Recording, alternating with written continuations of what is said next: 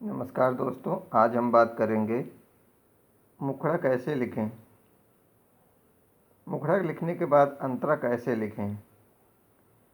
बहुत से हमारे दोस्त मुखड़ा तो लिख लेते हैं, पर अंतरा लिखने के लिए उनके पास शब्द नहीं होते हैं। तो आज हम बताएंगे शब्द कहाँ से लाएं, बहुत ही आसान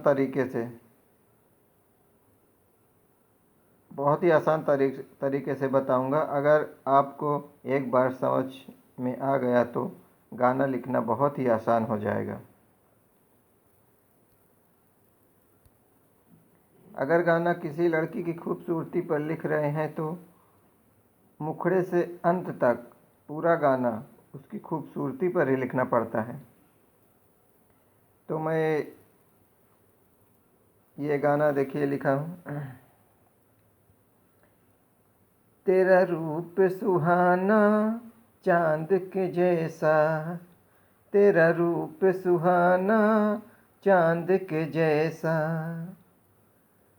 कोई किसी को मोहे न कैसा, तेरा रूप सुहाना चांद के जैसा, कोई किसी को मोहे न कैसा।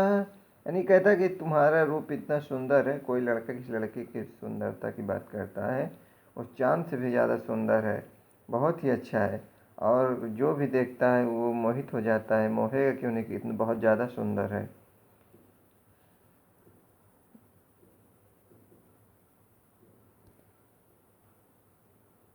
तो ये अंतरा देखिए। ओठ पे लाली आँख में कजरा, जो भी देखे मस्त ये नखरा, हो जाएगा पागल वो तो वैसा, हो जाएगा पागल वो तो वैसा, तेरा रूप सुहाना चांद के जैसा।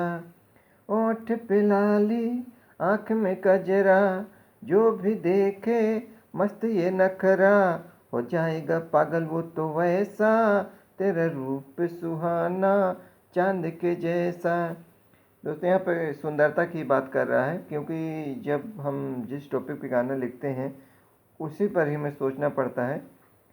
तो ओठ पे और आँख पे सोच रहा है, और ये कहता है कि जो भी देखेगा तुम्हारा, ये नखरे पे बात कर रहा है कि तुम्हारा नखरा भी बहुत अच्छा है, वो पागल हो जाएगा, वैसे ही पागल हो जाएगा। और फिर देखिए ये क्या है यहाँ पर। ये पतली कमर जरा बल खाए, देख के हिरनी सर को झुकाए, कहीं दिखे ना कोई रित ऐसा, तेरा रूप सुहाना चांद के जैसा। तो यहाँ पर सुंदरता की बात कर रहा है। ये पतली कमर बल खाए, देख के हिरनी भी सर झुकाए, मैं इतने सुंदर हो कि हिरनी भी आपको देखकर सर झुकाती है, और तुम्हारे जैसा कोई नहीं है, कहीं दिखे ना तुम्हारे जैसा तैसा, तेरे रूप सुहाना चांद के जैसा। तो ये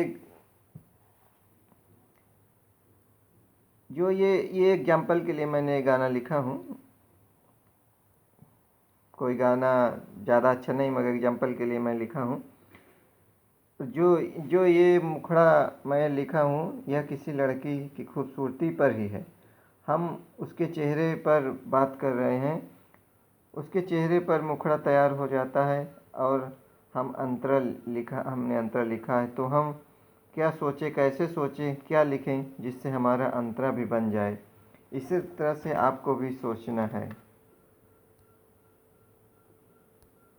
एक लाइन लिखने के बाद अगर हम सोचें तो उसकी सुंदरता पर ही सोचेंगे, तभी गाना ज़्यादा अच्छा बनेगा।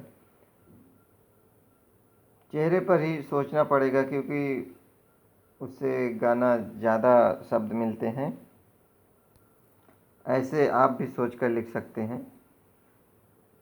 तुकांतु का ध्यान रखा जाता है, बहुत ज़रूरी होता है कि तुकांतु मैच करना चाहिए, ताकि गाना लिखते समय आसानी हो।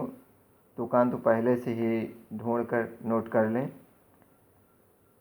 तो दोस्तों, इसी तरह से हमें अगला अंतरा भी सोचकर लिखना है, तभी हम चेहरे पर बात कर सकते हैं।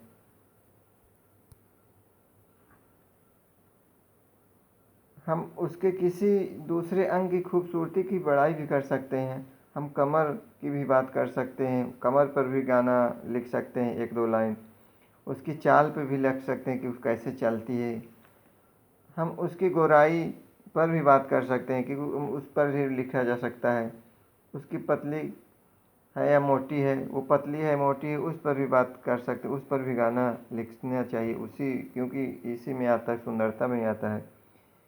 उसके कपड़े पर भी हमें किस तरह का पहनावा उसका है, उस पर भी हमें ध्यान देना चाहिए, तो उस पर भी हमारी लाइन बन जाती है। और उसके एक्शन स्टाइल पर भी लिखना चाहिए, क्योंकि जो भी हमें पसंद आ जाए, जो भी हमारे दिमाग में आ जाए कि वो लाइन बन रही है, तो उसको लिखना चाहिए, क्योंकि दो तीन अंतरा का ही गाना हो जाता है। और उसकी बोली पर भी, कैसे बोलती है, क्या करती है, उस पर भी। और उसके इशारे, स्टाइल, और उसके इशारे पे कैसे इशारा करते हैं, उस पर भी लाइन बनती है, उस पर भी बना सकते हैं। घुमा फिरा कर पूरा गाना हमें उसकी सुंदरता पर ही लिखना है, उसकी अच्छाई पर ही लिखना है। हमें इन सबको लाइन जिस शब्द में हम बना सके, जिस तरह से हम लाइन बना सके, जिस अंग से, उस तरह से हमें लाइन को एकदम फिट करके, हमें एकदम सेट करके लाइन लिखनी है, जिससे अच्छा लगे।